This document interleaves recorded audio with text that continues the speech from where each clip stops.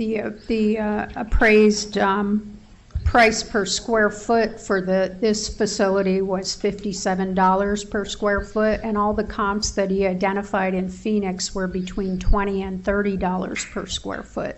And there was never any really good explanation as to why the bowling alley on Miracle Mile in Tucson was worth twice as much as what you would see, or 30% more of what you would see in Phoenix.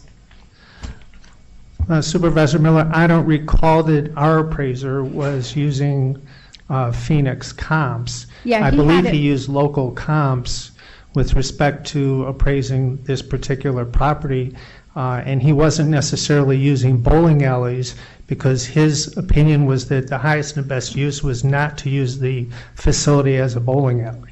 But he also had what had been selling in Phoenix for bowling alley prices, and he said between $20 to $30 a square foot. Right, and that's the reason that he didn't find the highest and best use to be a bowling alley.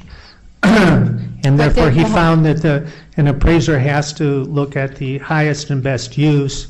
To sell it as a bowling alley would be a reduced price. That's correct. But the highest and best use for this building was not found to be as a bowling alley. That doesn't make any sense to me at all, that the price would change depending upon what you're going to use it for. That makes no sense. Well, but if I could explain that, if you'd like, the bowling alley, the uses of bowling alley is a specific business that would not necessarily generate enough money to make that the highest and best use.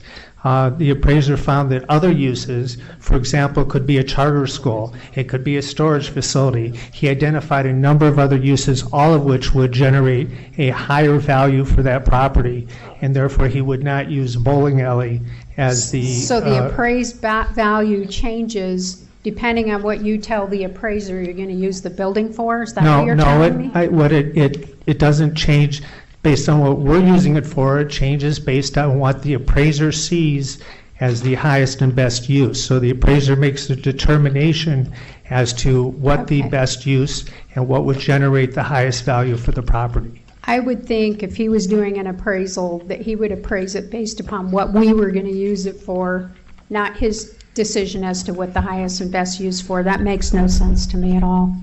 Actually, if he did it based on what the county was using it for, it may actually have generated a higher value. So what he was basing it on is what he saw as other available uses. Okay, and he appraised it at $2.2 million, but yet even with the asbestos identified, we're paying $2.7 million plus closing costs. Is that correct? That's correct. I find it fascinating that whenever we're on the buying end, we always pay over appraisal, and when we're on the selling end, things go down.